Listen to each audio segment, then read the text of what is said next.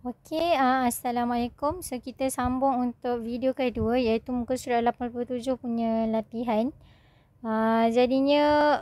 Tadi kita cari dia punya kawasan belorik. So, kali ni dia bagi kawasan belorik, dia dah bagi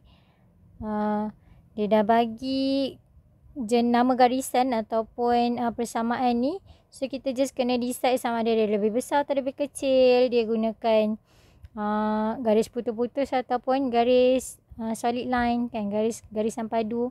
So benda-benda itulah yang kita kena consider. Okay, so kita buat beberapa soalan. Lepas tu antum boleh lengkapkan lah, sama je dekat bawah-bawah tu.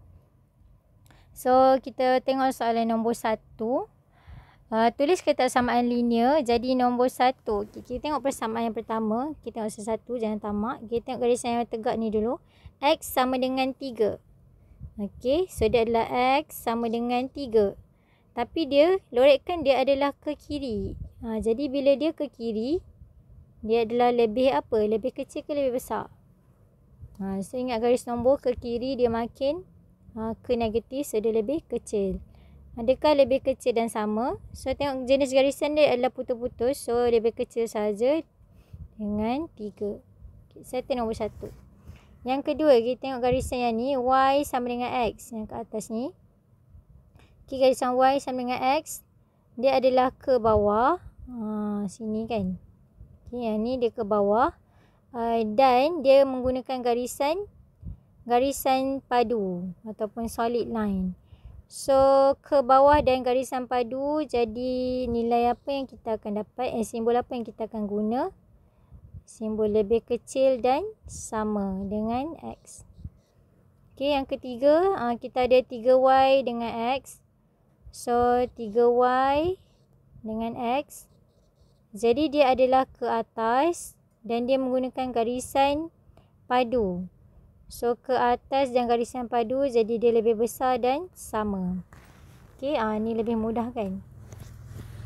So, kita pergi soalan yang 1, 3, 5. Kita pergi nombor ganjil je lah. Okay, ni sebenarnya semua sama. Konsep yang sama, cara yang sama. Kita tengok nombor 3 ni. So, kita mulakan dengan garisan putus-putus ni. So, kita ada Y tambah 2X sama dengan 4.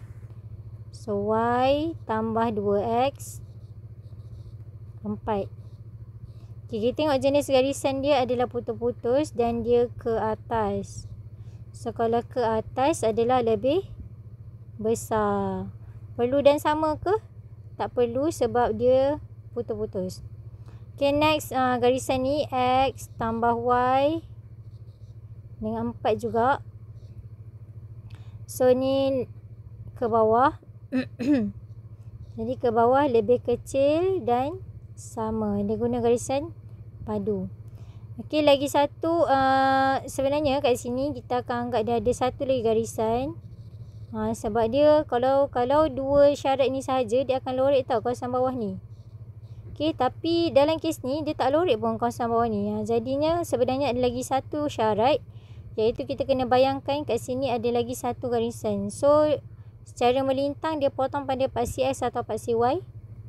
Dia akan potong pada paksi Y sebab dia melintang macam ni kan. Potong-potong.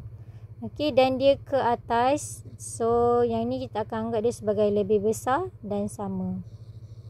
Okay. Okay, soalan terakhir yang akan dibincangkan, soalan nombor 5 ni. Kita ada 1, 2, 3 again. Nampak macam 3 kan? Tapi, kan cikgu kata, kalau dia melibatkan kawasan belah sini, sini pun akan termasuk sepatutnya. Tapi bila tak termasuk, sebenarnya kita kena bayangkan kat sini sebenarnya ada lagi satu garisan. Ingat tak? Okay, tak apa, kita buat satu-satu. So, kita pergi kat garisan yang ni. Y sama dengan 1. So, Y 1. So, dia adalah lebih besar ke lebih kecil? Lebih besar dan lebih besar sahaja. Okay, sebab dia guna garis putus-putus. Okay, next kita tengok ni.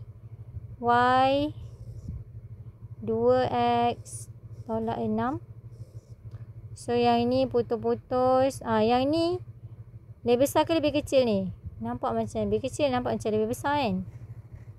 Okay, so apa yang berlaku adalah kita kena cuba tarik dia. Dia makin ke atas buku atau ke bawah buku. Okay, so walaupun dia sipi je sangat dia, tapi sebenarnya dia adalah lebih besar ke atas. Okay. So dia lebih besar. 2x tolak 6.